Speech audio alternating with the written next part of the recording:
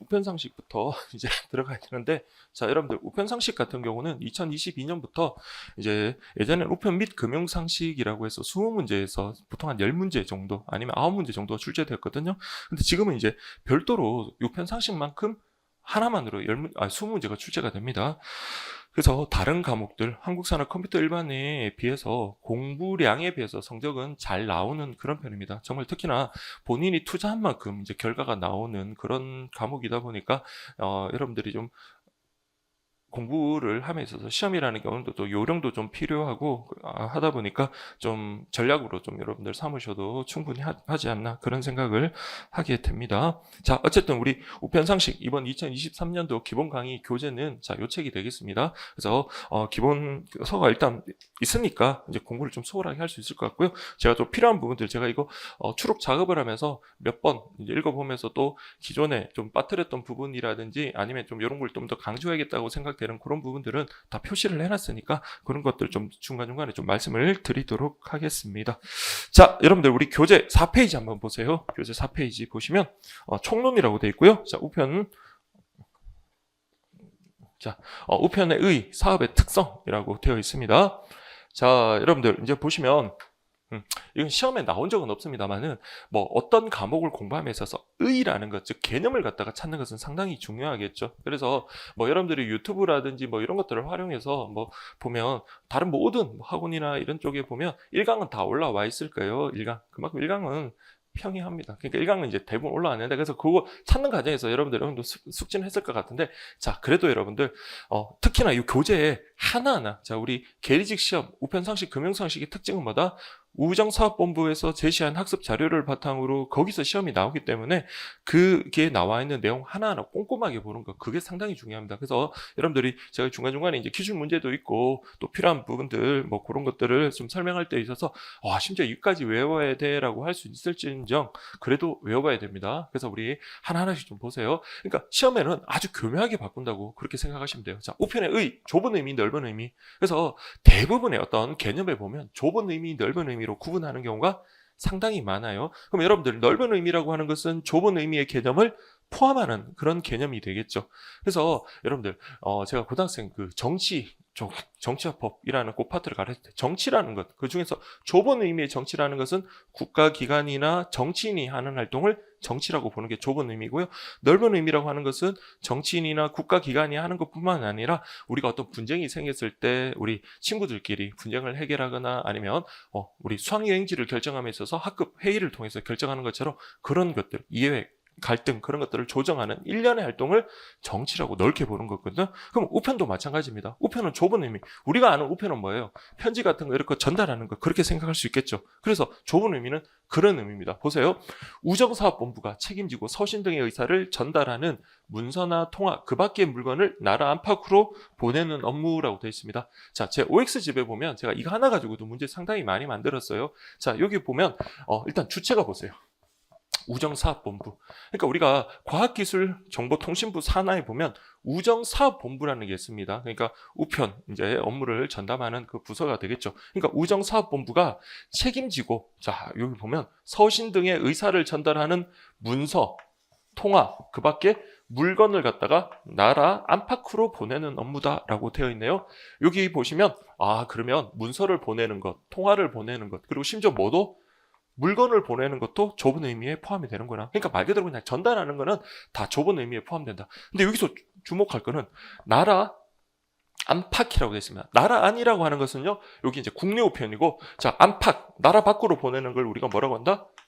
국제 우편이라고 합니다. 그래서 우리 우편 상식에서는요, 자, 예전까지는 두 가지 큰 단원이 있었어요. 국내 우편, 국제 우편. 그래서 우리 우편과 관련해서 좁은 의미에는 국내 우편뿐만 아니라 국제 우편도 포함이 된다라고 기억을 하세요. 그래서 시험에는 어떻게 나올 거예요? 좁은 의미의 우편은 국내 우편, 넓은 의미의 우편은 국내 우편뿐만 아니라 국제 우편을 포함하는 개념이다. 이러면 안 돼요. 좁은 의미에 뭐도 포함이 된다? 국제 우편도 포함이 된다라고 보시면 되겠고요.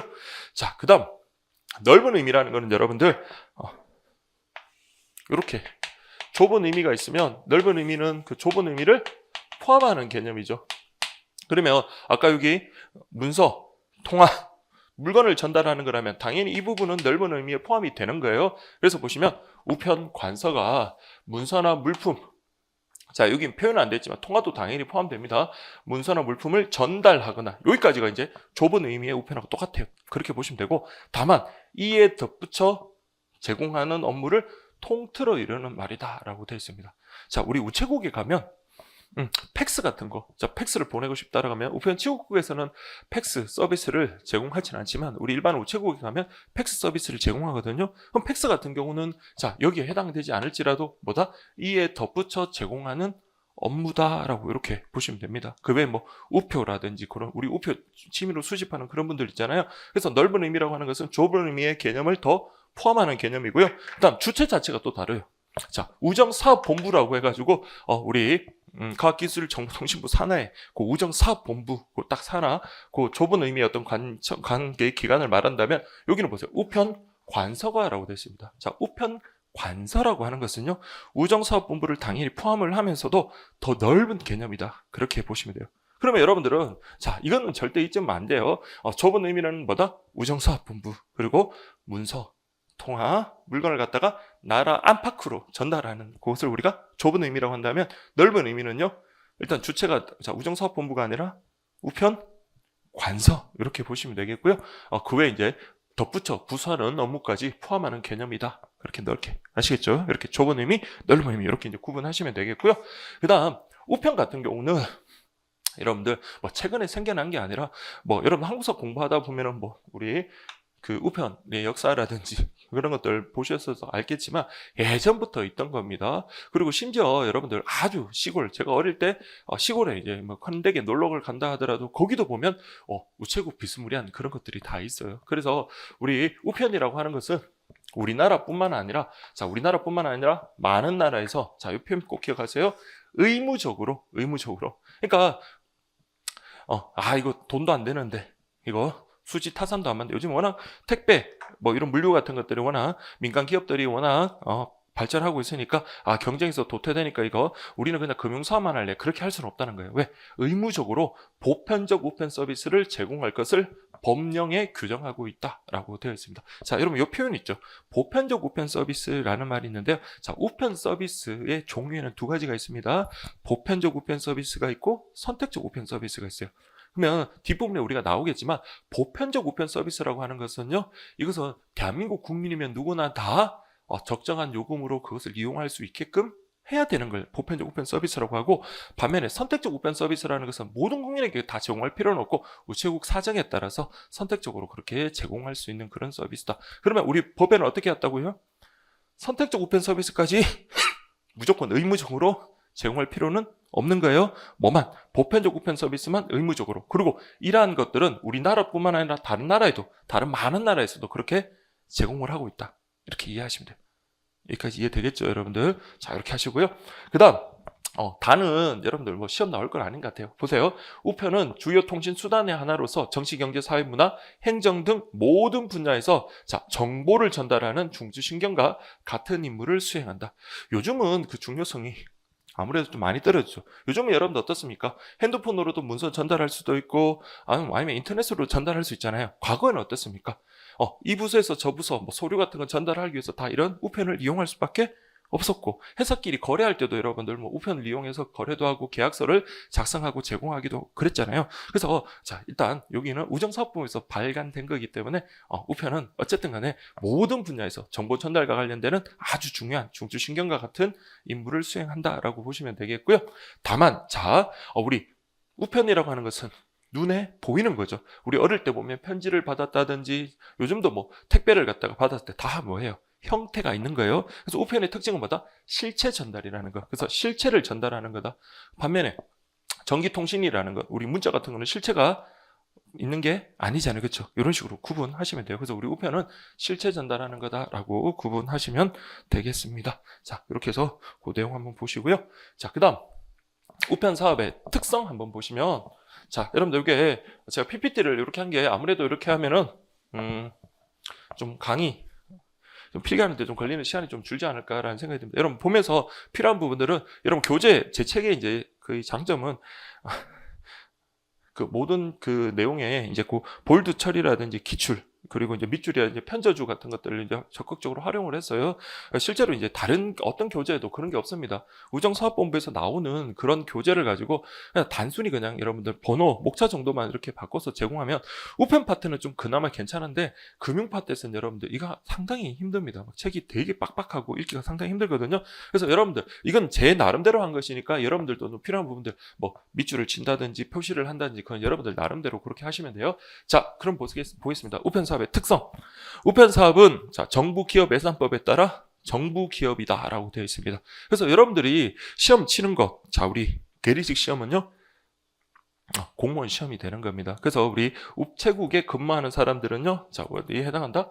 국가 공무원에 해당하는 거예요. 국가 공무원일 뿐만 아니라, 그리고 이제 이게 정부 기업이기 때문에 일반 민간 기업 같은 거야 자기들이 원하는 대로 사업을 하고 철수하고 할 수 있지만은 제약이 달라요. 그래서 사업의 전반을 법령으로 정하고 있기 때문에 나중에 우리 보시면 알겠지만 우편 같은 경우보다도 특히 예금이나 보험 그 업무와 관련해서는 일반 그 금융회사들하고 좀 차이가 많이 납니다. 그래서 일반 민간 회사 같은 경우 뭐 보험회사나 은행 같은 그런 업무들을 중에서 소위 돈이 좀 되는 것도 우체국에서는 법령으로 이런 일을 할 수 있다, 없다 이런 식으로 정해놓기 때문에 제약이 많이 따른다라고 그렇게 보시면 되겠습니다. 자, 근데 이 표현은 꼭 기억을 하세요. 자, 우편 사업은 여러분 지금 최근까지도 만성 적자가 지금 발생하고 있습니다. 그래서 우리나라 우편 요금이 전 세계적으로 보더라도 상당히 아주 값싼 편에 들어간다 하지 않아요?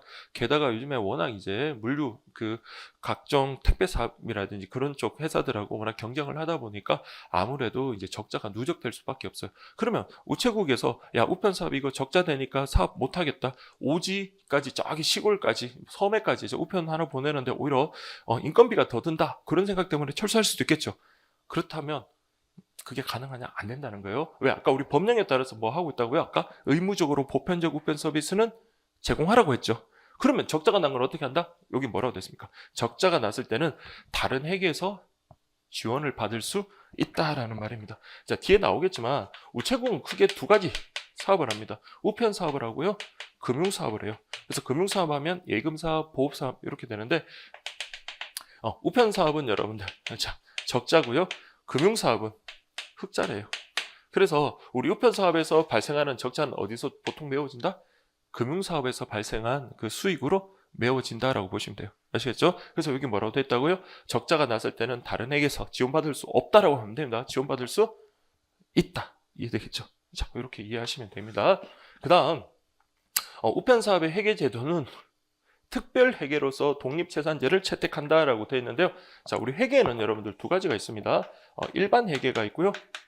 비교해가지고 일반 회계, 특별 회계가 있다라고 보시면 돼요.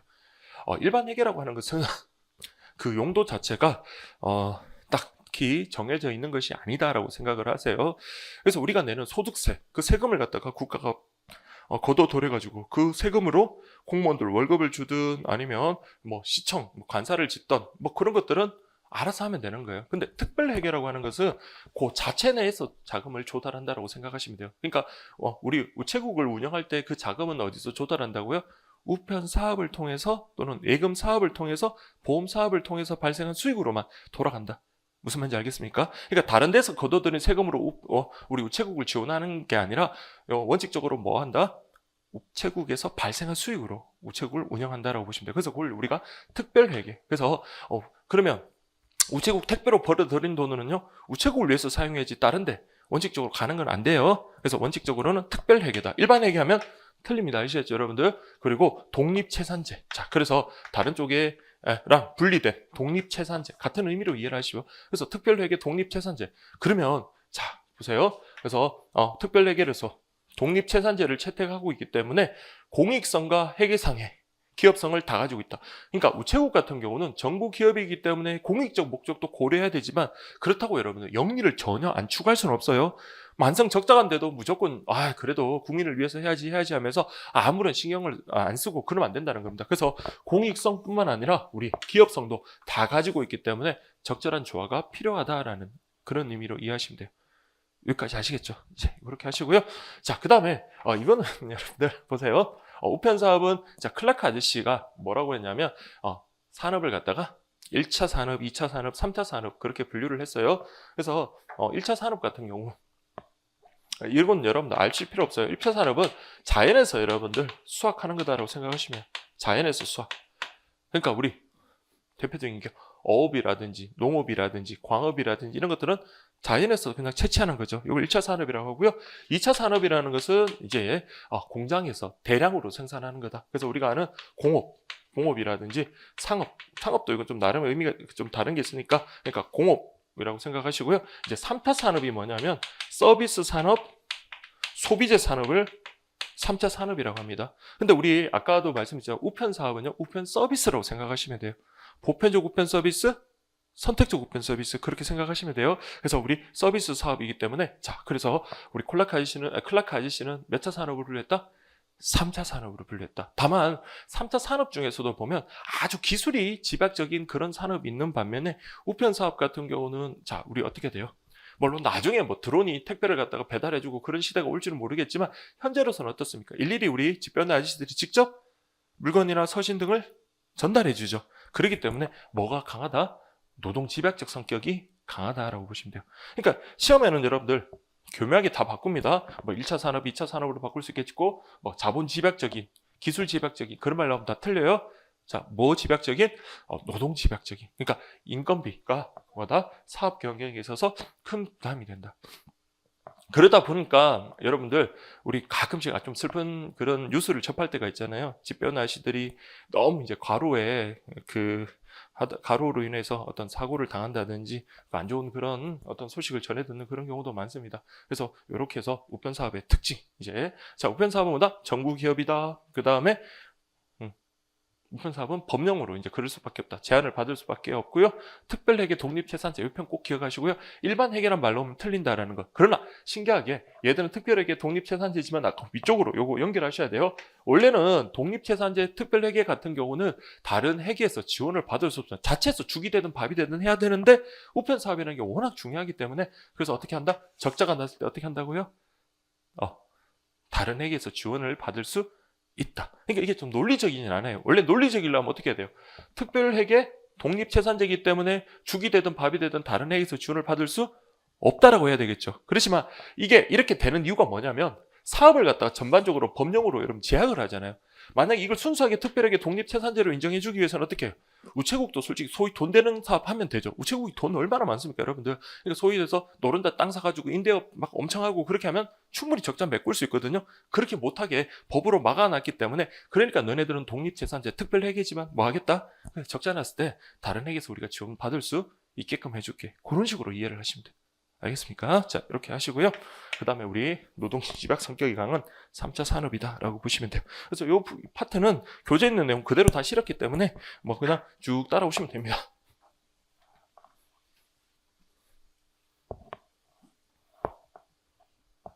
그 다음 보시면 자, 우편의 이용관계라고 되어 있는데요. 그러면 우편 이용관계. 자, 그러면 계약을 하는 당사자가 있을 겁니다.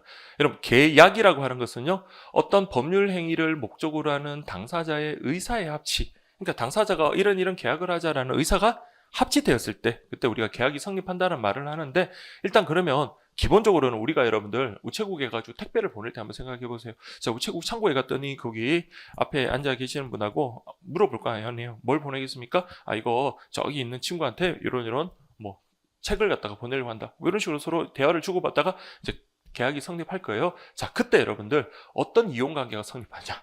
자, 아까 우리 우체국이라는 것은 정부 기업이라고 그랬어요. 그냥 국가라고 할게요. 그리고 이용자는 일반 시민입니다.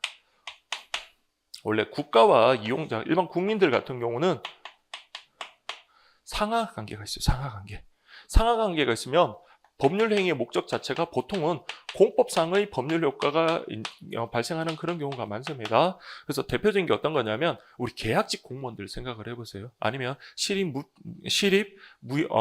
무용단이나 시립 합창 단원들을 때 계약직 공무원으로 그러면 서로 누가 우월한 지위에서 있는 것은 아니지만 서로 계약을 함으로써 뭡니까? 준 공무원 신분을 가지게 됩니다. 그래서 이제 공무원에 따르는 어떤 법령이라든지 그런 것들이 그대로 적용이 되거든요. 그래서 이런 경우 국가와 국민 사이는 자, 두 가지가 있습니다. 우월한 지위에서 행하는 그런 법률 관계가 발생하고, 반면에 대등한 지위에서 발생하는 그런 법률 관계가 발생하는데, 대등한 지위라 하더라도 공법상의 효과가 발생하는 경우도 있는데 그런 것까지 볼 필요 없고, 그냥 자, 우리 교육부도 우리 그 교육청도 어떻습니까? 학교에서 필요한 칠판이라든지 분필이라든지 그런 거 사잖아요. 그렇죠? 그런 거 살 때 우울한 지위에서 사는 것도 아니고 그냥 서로 사고 파는 거예요. 그런 식으로 여러분들 대등한 관계에서 사법상의 법률 효과를 발생을 하기 때문에, 그래서 여기 무슨 관계다? 사법관계로 보는 것이 통설이다라고 보시면 돼요. 공법관계하면 안 됩니다, 여러분들. 근데 여러분들은 고마운 게, 자, 우리 우편 파트도 그렇고 예금 파트도 그렇고 보험 파트도 그렇고 셋 다 무슨 관계? 사법관계다, 그렇게 보시면 돼요. 우리가 저 서울역에 가가지고 기차표를 사는 것처럼 어떤 우울한 지위에서 행하는 것도 아니고, 또 다른 공법상의 법률 효과를 목적으로 하는 것도 아니고, 단순히 뭡니까? 사경제 주체로서 물건을 사고 파는 그런 관계이기 때문에 사법 그 관계다라고 보시면 돼요. 사법관계. 그래서 사법관계. 그래서 다만 이제 권위적인 측면도 있다, 뭐 이런 표현. 왜냐하면 아무래도 국가기관이기 때문에 여러분들이 그냥 편의점에 가서 물건을 사는 것하고는 조금 차이가 있다라는 정도, 그렇게 보시면 돼요. 자, 우리 위에 거 한번 보세요. 우편 이용 관계는 이용자가 우편 서비스 제공을 목적으로 마련된 인적 시설이나 물적 시설을 이용하는 그런 관계다, 가볍게 보시면 돼요. 그래서 뭐 이 우편 서비스라는 종류가 앞으로 이제 상당히 많이 이제 등장을 할 건데, 어쨌든 이렇게 이해를 하시고요. 자, 그 다음에 우리가 볼 게 우편 이용 관계자입니다. 자, 여러분들 우리 보시면 계약이라는 거는 앞으로 요건 여러분들이 금융상식에서도 이제 등장을 하겠지만 우체국이 있고요, 발송인이 있습니다. 그러면 우편 이용 계약을 하겠죠.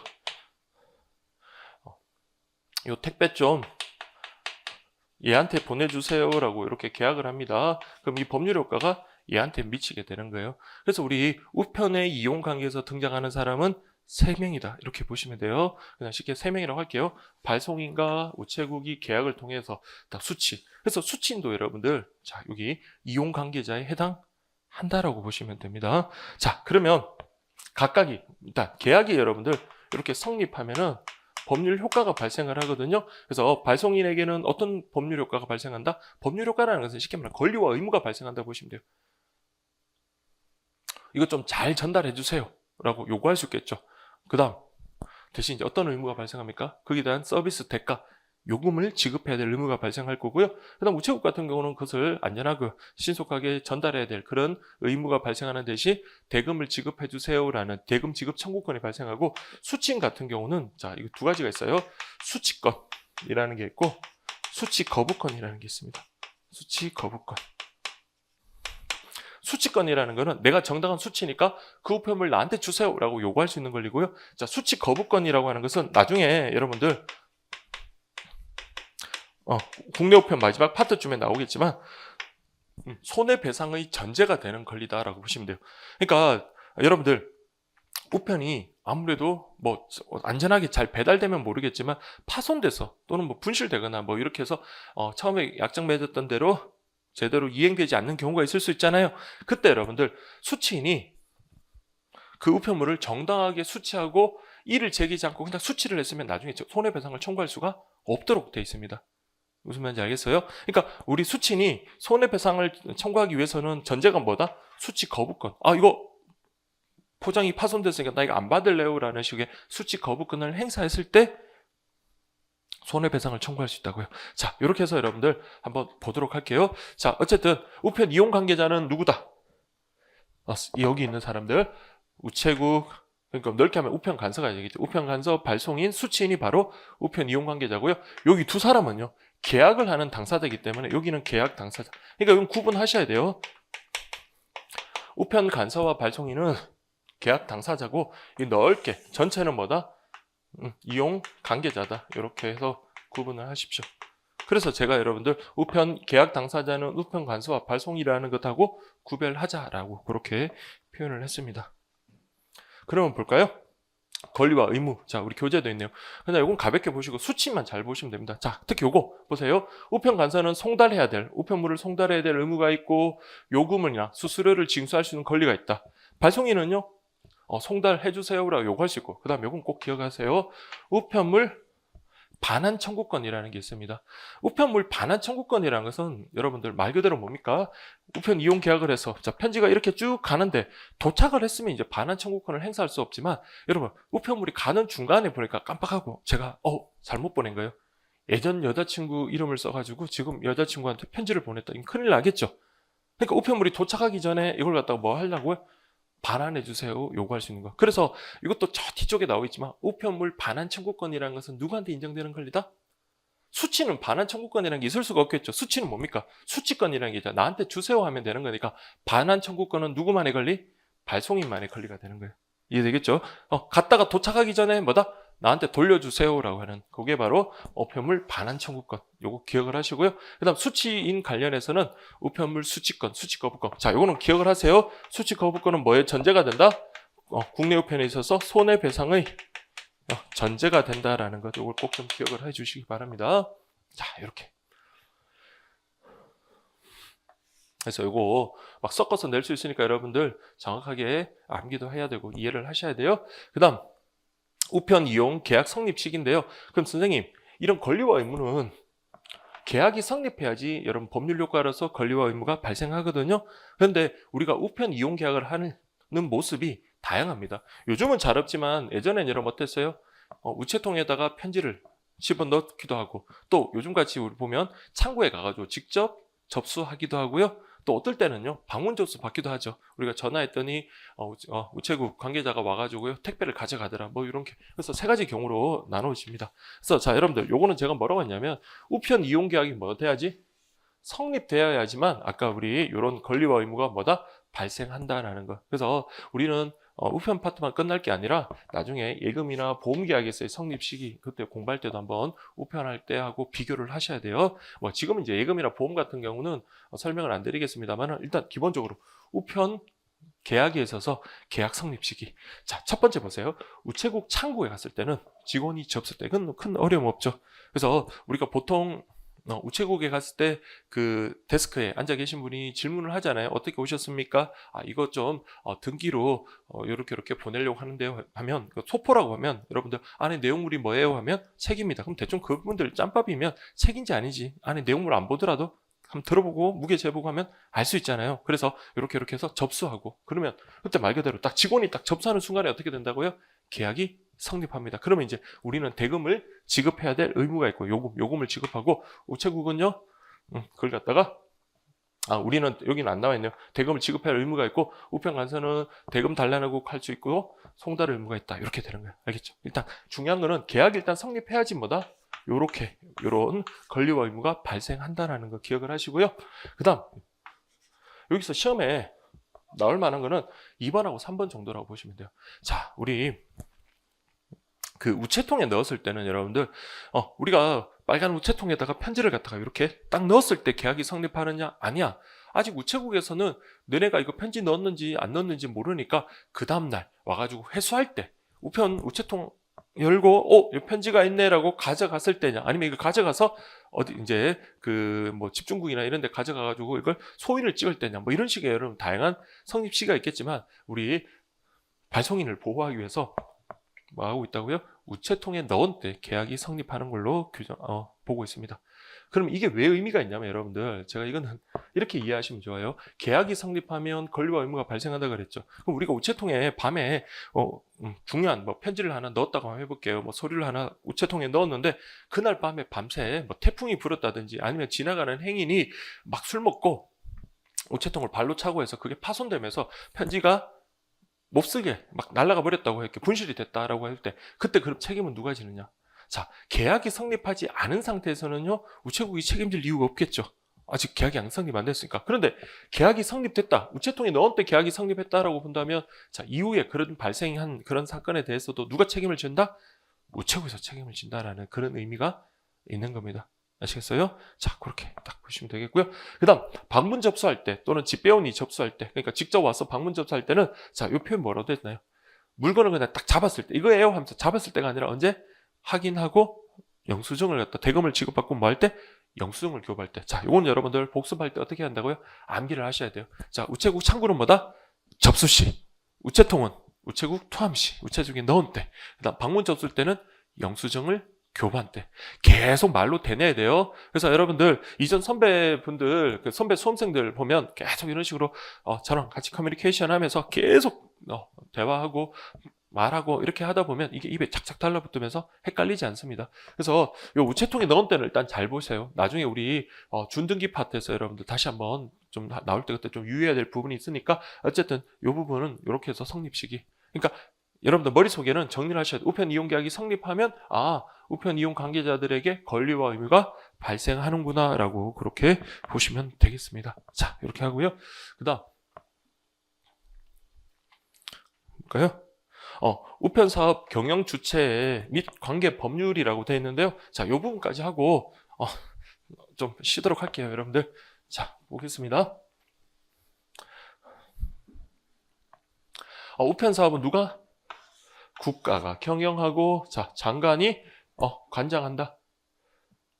뭐 이렇게 해도 되고요. 그래서 국가가 경영. 아까 우리 우편 사업 같은 경우는 우편 사업은 정부 기업으로서 하는 거다라고 했습니다. 그래서 국가가 경영합니다. 그런데 과학기술정보통신부 장관이 관장한다라고 됐습니다. 그러니까 정부 국가 중에서 여러분들 어디서 관장한다고요?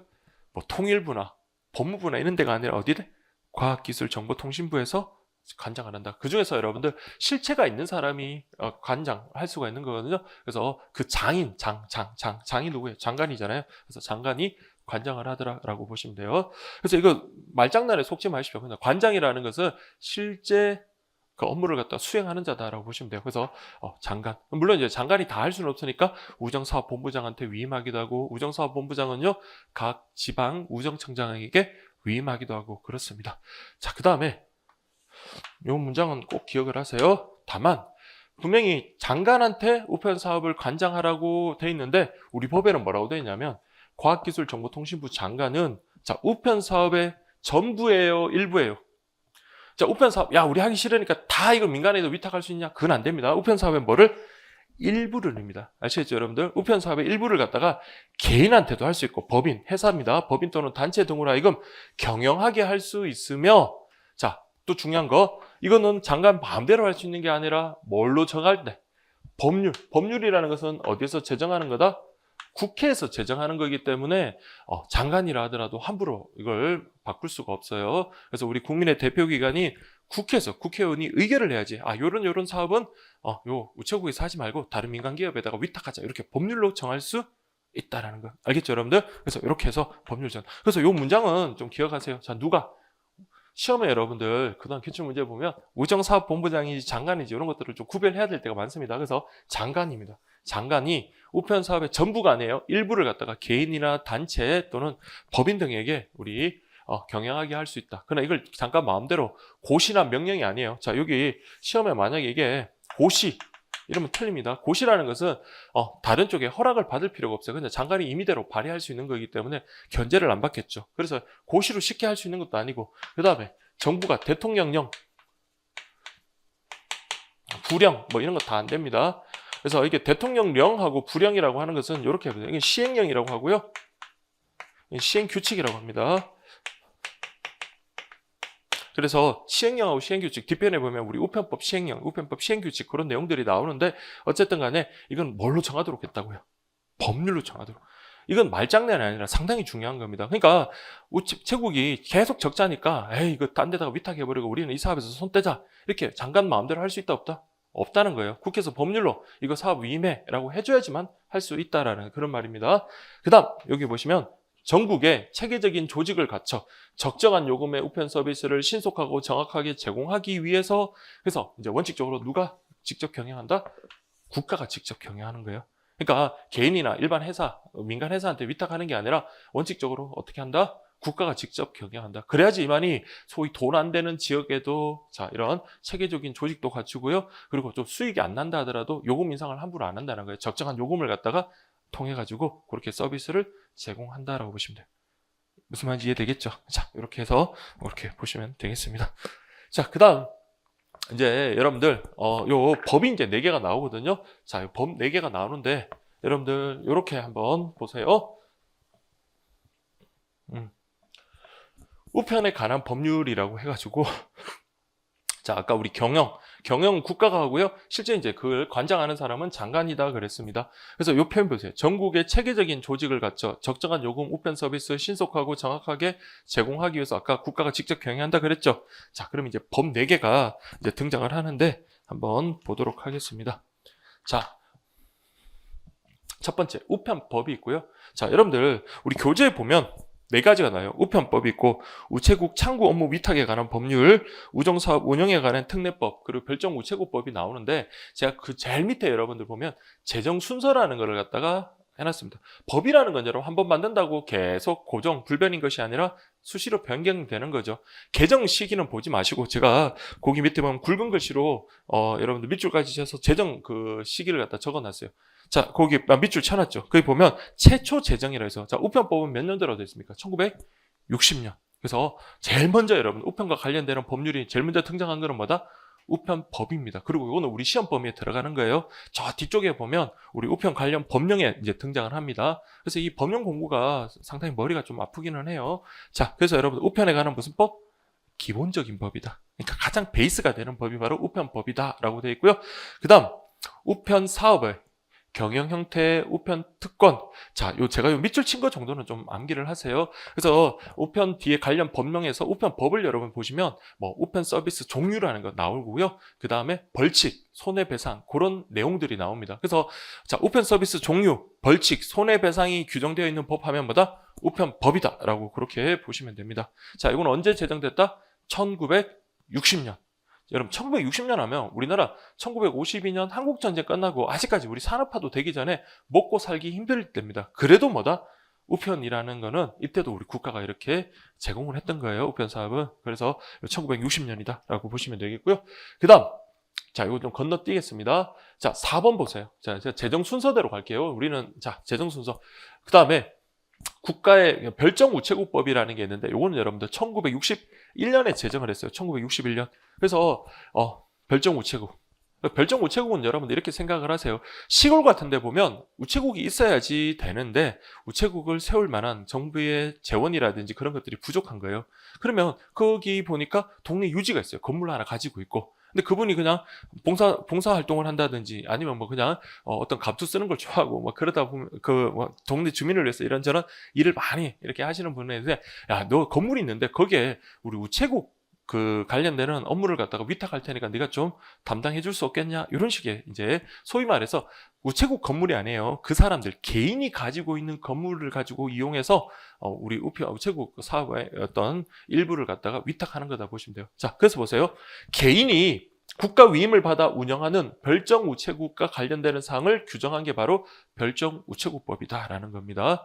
요즘은 잘 없겠지만 제가 늘 강의할 때 말씀드리면 제가 어릴 때 저희 시골이 상당히 시골입니다. 소위 깡촌이라고 할 정도로 시골인데 읍내까지 한 14km 정도 이제 그렇게 나가는 거예요. 그래서 우리 큰 댁이 있고 여기가 이제 장터다라고 한다면 요 가는 길에 보면 어떤 작은 마트가 하나 있어요. 작은 마트가 하나 있는데 여러분 전형적인 그 우체국 마크 있죠. 제비 그 빨간색 된 그게 어릴 때 이렇게 지나가다 보면 저게 왜 저렇게 있지라고 생각을 할 때가 많았어요.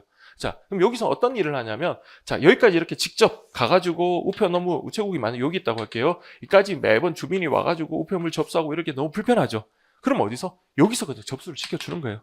우편 업무를 담당하는 겁니다. 그러니까 이분은 그때 가게, 작은 마트, 요즘 같으면 마트라고 하겠지만 그때는 뭐 우리 전월기에 나오는 그런 뭐 진짜 작은 그런 거였어요. 그럼 거기서 뭐다? 우편물도 수집하기도 하고 그 다음에 뭐 때로는 배달 같은 업무도 할 수도 있는 거죠. 그래서 요런 게 바로 별정 우체국이다 생각하시면 돼요. 그러면 별정 우체국이 왜 등장했냐라는 생각하면 왜 그럴까요? 국가가 여러분들 돈이 많으면 우체국 다 지으면 좋겠지만 이게 61년도에 등장을 했거든요. 그러면 61년도 아직 우리 근대화가 되기 전입니다. 그러니까 뭐 국민들이 국가도 여러분들 돈이 없을 그럴 때니까 근데 우편 사업을 제대로 하려면 뭡니까? 전국의 체계적인 조직 그리고 이런 시설을 갖춰야 되는데 이런 시설을 다 국가 자금만으로 다 마련하기 어렵다 보니까 이렇게 이용을 한 거예요. 이해되겠죠? 그래서 별정 우체국이라는 개념. 근데 별정 우체국은 예전에 있던 것들이 지금 어때요? 계속 줄어들고 있습니다. 그러니까 왜냐하면 이분들은 전문성이 있을까요? 없을까요? 당연히 없겠죠. 그건 다른 생업을 하면서 그냥 병행을 하는 겁니다. 물론 이제 전문적으로 할 수는 있긴 하겠지만 그러다 보니까 아무래도 좀 사고도 많이 발생하고요. 그래서 점점 없어지고 있습니다. 그래서 보세요. 우체국이 없는 지역에 주민 불편을 없애기 위해서 국가에서 위임을 받은, 자 여기 보니까 뭐라고 제가 했으면 일반인이 건물과 시설을 마련했다. 그러니까 자기 건물에다가 그렇게 하는 거예요. 그러니까 약정을 맺어가지고 우편 우체국 업무를 위탁했다. 여기 몇 년도다? 1961년도다. 자, 그런데 아까 말씀드린 것처럼 이러한 별정 우체국이 너무 전문성이 떨어지고 이러다 보니까 많은 문제가 발생해요. 그래서 등장한 것이, 자, 우리 여기 보면 1982년에 등장한 우체국 창구 업무 위탁에 관한 법률에서 우편취급국이라는 게 나옵니다. 자, 여러분들 요 법이 뭐를 규정하고 있다? 우편취급국을 규정하고 있다라는 거, 그걸 기억을 하세요. 자, 우리 여기 노량진에도 보면은 우편취급국 많아요. 저도 예전에 우리 우편취급국 요 이용을 많이 했었습니다. 그래서 여러분들 그 예전에 이제 뭐 교정작업 같이 한 분들 뭐 책이라든지 그런 것들을 갖다 좀 보내드릴 때 보면 우편취급국을 통해서 많이 보냈어요. 근데 우편취급국은 왜 등장했다? 별정 우체국의 한계를 보완하기 위해 등장했다. 그렇게 생각하시면 돼요. 그래서 우편취급국의 업무, 이용자 보호, 물품 보급 등에 대한 사항을 규정한 법령이 바로 우편취급국이다 라고 보시면 되겠습니다. 그래서 보세요.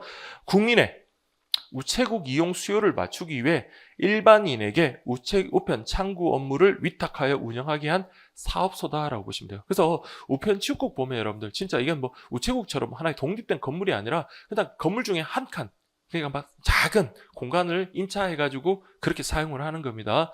그리고 우편, 여기 말 그대로 뭐예요? 우편 취급국이기 때문에 이때는 우편 업무만 담당을 하는 거지 예금이나 보험 같은 건 취급하지 않습니다. 특히나 이제 뒷부분에 여러분들 우편 취급국에서 이걸 어떤 이런 서비스를 제공하느냐 취급하지 않느냐 이런 것들은 상당히 중요하거든요. 일단 우편 취급국이라는 것, 별정 우체국의 한계를 보완하기 위해서 우편 업무만을 담당하는 그런 사업소다라고 보시면 되겠고요. 자, 여기 언제 등장했다? 1982년도에 등장을 했습니다. 그 위에 법이 막 개정됐지만 그런 건 여러분 볼 필요 없고 그냥 재정을 보는 게 연도도 연도지만 그 재정 순서를 갖다 여러분 보기 위해서 그렇게 하는 거다라고 보시면 되겠고요. 그리고 우리 실제 이제 제 강의를 듣는 분들 중에서도 우편취급국에서 실제 근무하시는 분들도 꽤 되세요.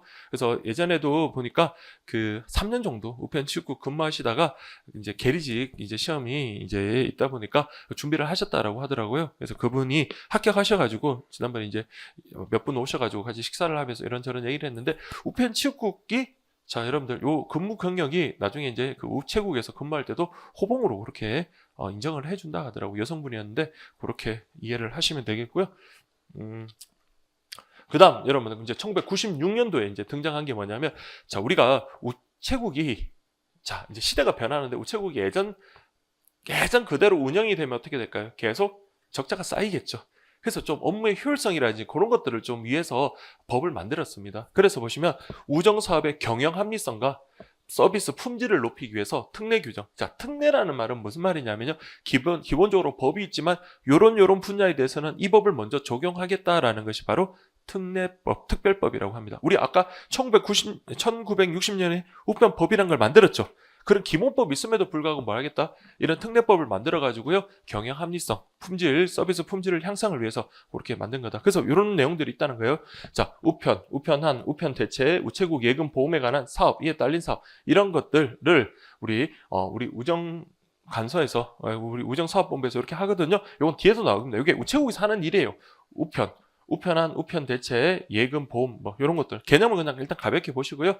그래서 이렇게 거의 딸린 사업. 그래서 요거 기억을 하시면 돼요. 조직, 인사, 예산, 경영평가, 요금 수수료 결정, 우정재산 활용 등을 규정. 자, 요건 다 뭐와 관련되는 거? 여러분 자세히 보니까 이게 다 경영 합리성과 관련되는 거잖아요. 그러니까 조직이 여러분 너무 복잡하다.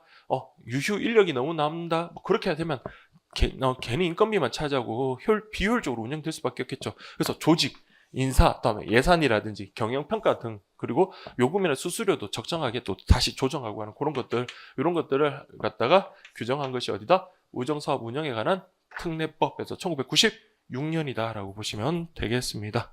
자, 이렇게 해서 여러분들 우리 4개의 법, 자, 여러분 딱 공부하시고 난 다음에 머릿속에 이렇게 딱 기억하시면 돼요. 1960년의 우편법은 우편에 관한 사실상의 기본법이다. 그래서 우리 세 가지는 외우셔야 했죠. 우편 서비스 종류, 벌칙, 손해배상을 규정하고 있다. 그리고 1961년에 별정우체국법, 별정우체국은 일반인이 자신의 시설을 마련해가지고 우체국 업무 위탁해서 하는 거다라고 보시면 되고요. 자, 이런 별정우체국의 한계를 보완하기 위해서 등장한 것이 우리 우편 사업, 우체국 창구 업무 관련해서 우편 취급국. 그래서 그렇게 1982년도에 우체국 창구 업무 위탁에 관한 법률이 만들어졌고요. 그리고 이제 계속 적자되고 서비스가 떨어지다 보니까 그런 걸 좀 합리화하고 품질을 높이기 위해서 만든 게 우리 특례법을 만들었다. 1996년도. 그래서 뭐 경영, 조직, 예산 뭐 그런 것들을 규정하고 있더라라고 보시면 되겠습니다. 요 순서 여러분들 요건 뭐 독립된 문제로도 나올 수 있겠지만 선지 하나로도 이렇게 충분히 나올 수 있거든요. 그래서 꼭 좀 기억을 해 주시고요. 자, 그 다음 요게 우리가 방금 봤던 것은 국내법이었고 그럼 국제법, 우리가 국제우편도 다루잖아요. 뭐 우리가 여러분 아무리 시설 잘 갖추고 안전하고 신속하게 우편을 전달할 수 있다 하더라도 외국에 보내놨더니 깜깜무소식이다. 전혀 이제 거기에 대해서 뭐 어떻게 추적도 안 되고 그러면 안 된다는 거예요. 그래서 여러분 만든 게 국제법. 국제법의 가장 대표적인 건 조약입니다. 조약. 그래서 조약과 관련되는 것들이라고 보시면 되겠습니다. 이거는 가볍게 보세요. 그래서 보시면 UPU 조약이라는 게 있는데요. 그다음 나중에 국제우편 할 때 처음 공부할 때 우리가 국제기구를 공부할 겁니다. 그래서 우리 만국 우편연합이라고 하는 것, 그게 바로 UPU인데 거기는 회원국들이 모여가지고 뭡니까? 조약을 만든 거. 그게 UPU 조약이라고 하고요. 그다음 요거는 전 세계를 대상으로 한다면 아시아 태평양 국가들을 대상으로 하는 게 아시아 태평양 우편연합, 뭐 우정연합 뭐 그렇게 표현을 하는데 APPU라는 게 있습니다. APPU. 요거 역시 마찬가지 국제 법규로서 작용을 하는 거고요. 특히 APPU 같은 경우는 우리나라가 여러분 아주 주된 역할을 한다라고 보시면 되겠고요. 그다음 여기 시험에 한번 나왔던 게 요겁니다. 표준 다자간 협정 또는 양자 협정이라고 되어 있는데요. 다자간이란 말은 여러분들 세 국가 이상이라고 보시면 돼요. 자, 이게 세 국가 이상이라고 보시면 되겠고요. 양자라는 것은 두 개 국가. 그러니까 한국과 미국, 한국과 일본, 뭐 한국과 중국 뭐 이런 식으로 두 개 국가끼리 맺는 협정. 협정이란 말은 여러분들 뭐하고 같은 말이다? 조약이랑 같은 말이다. 그래서 조약이라고 하는 것은 명칭을 불문하고 국가 간의 문서로 된 법적 구속력 있는 합의를 말하는 거거든요. 그래서 우리 협정이라고 하기도 하고 의정서란 말도 쓰기도 하고 협약이란 말도 쓰기도 하고 그러니까 명칭은 여러분들 신경 쓰지 마세요. 자, 그래서 요걸 기억하세요. 자, 우리 소위 우체국에서 돈이 제일 되는 것 그리고 우리 국제우편의 대명사 우리 우체국 차가 지나갈 때 보면 EMS 광고를 갖다가 딱 이제 붙여놓는 걸 많이 보셨을 거예요. 그래서 그걸 우리가 국제 특급 우편이라고 합니다. 그래서 국제 특급 우편 EMS를 교환하기 위해서 우리나라와 해당 국가들 사이에 맺는 표준 다자간 협정 또는 양자 협정이 있다라고 되어 있습니다. 이거 왜 그럴까요? 자, EMS라는 것은 국제우편 중에 가장 신속하게 배달할 수 있는 거거든요. 근데 우리나라에서는 하루 만에 딱 이제 발송을 했는데 외국에서 한 10일, 한 달 그렇게 걸리면 EMS로서의 제대로 역할을 할 수가 없겠죠. 그래서 우리나라도 이런 설비를 갖췄으면 너네도 갖췄어? 그럼 니네하고 우리하고 EMS를 서로 발송할 수 있겠네라는 그런 협약을 맺을 수가 있는 겁니다. 그래서 이런 식으로 여러분들 EMS와 관련해서는 뭐다? 양자협정, 다자간 협정 그런 것들이 있다라고 보시면 되겠고요. 양해각서는 여러분들 그냥 안 보셔도 됩니다. 그래서 이게 역시 문서로 된 합의인데 보통 조약을 체결하기 이전에 있는 단계로서 자 이거는 법적 구속력이 약하다라고 보시면 될 것 같아요. 그래서 여기까지 이렇게 보시면 되겠습니다. 자, 그다음 이제 우편 사업의 보호 규정인데 이건 여러분들 이제 새로운 게 또 뭐 공부 설명드려야 될 게 많으니까 이번 시간은 여기까지 진행하도록 하겠습니다. 잠시 쉬었다 할게요.